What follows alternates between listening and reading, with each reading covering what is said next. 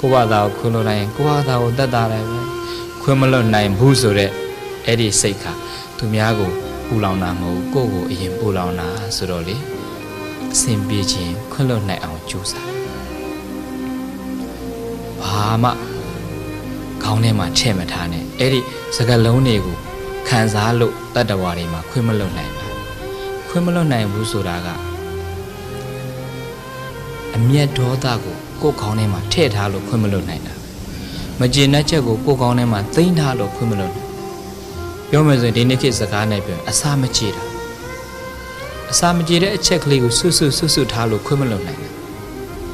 ငါကိုဒီလိုပြောရကောင်းလားဒီလိုဆက်ဆံရကောင်းလားဆိုရဲအဲ့ဒီအတွေးကကိုယ်ခေါင်းထဲမှာရှိနေတဲ့အတွေးကြောင့်သူနဲ့ပတ်သက်တဲ့လှုပ်ဆောင်ချက်မှန်သမျှခွင့်မလွှတ်နိုင်တော့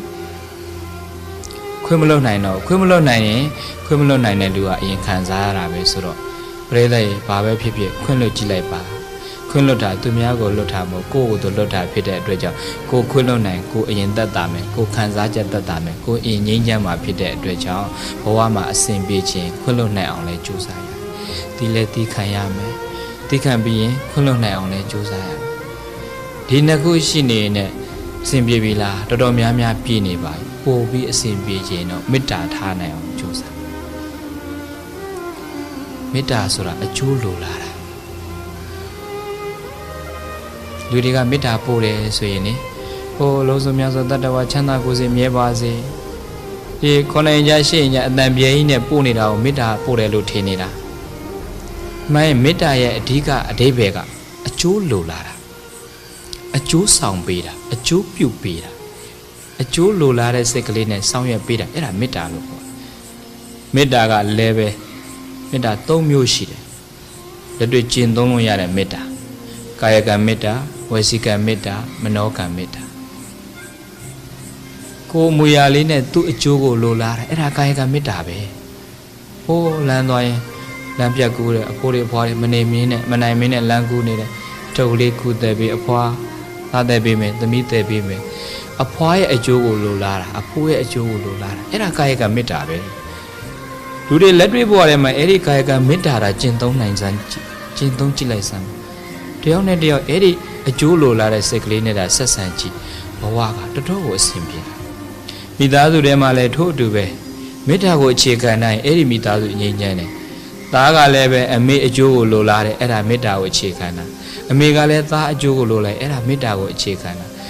ယောက်ျားကလည်းအမျိုးသမီးမိန်းမရဲ့အကျိုးကိုလိုလားတယ်မိန်းမကလည်းယောက်ျားရဲ့အကျိုးကိုလိုလားတယ်ဟိုအဖေကလည်းအမေရဲ့အကျိုးကိုလိုလားတယ်အမေကလည်းအဖေရဲ့အကျိုးကိုလိုလားမိသားစုထဲမှာပဲအဲ့ဒီအကျိုးလိုလားတဲ့စိတ်ကလေးနဲ့ဆက်ဆံရင်ကိုယ်အမူအရာနဲ့အကျိုးလိုလားရင်ကာယကမေတ္တာစကားလုံးလေးနဲ့အကျိုးလိုလားရင်ဝစီကမေတ္တာဝစီကမေတ္တာလေးပေးကြည့်ပါတစ်ခါကြာရင်မိတ်ဆွေပေါင်းသင်းချင်းတောကတွေဖြစ်တဲ့ကိုယ်ကိုယင်လာဖွင့်စကားလုံးလေးနဲ့သူ့အားတက်အောင်သူ့အကျိုးလေးတွေရော့မှသွားအောင်ကောင်းကျိုးလိုလားတဲ့စိတ်ကလေးနဲ့ကောင်းတဲ့စကားလေးတွေပြောပေးအဲ့ဒါဝစီကမေတ္တာပဲဘာမှပတ်စံမကုန်လိုက်ပဲတဲ့ရတဲ့ကုသိုလ်တွေပဲနော်စကားလေးကောင်းကောင်းလေးတွေပြောပေးတာအဲ့ဒါဝစီကမေတ္တာစကားလုံးလေးနဲ့အကျိုးရှိအောင်လုပ်ပေးတာအဲ့ဒါဝစီကမေတ္တာဟုတ်ဘုန်းကြီးတို့တရားဟောပေးနေတယ်ကာယကံမေတ္တာဝစီကံမေတ္တာကိုမနောကံမေတ္တာကိုပါနေတာ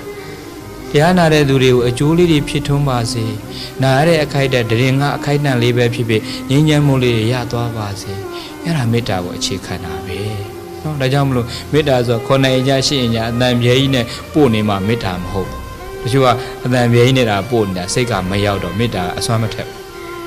နော်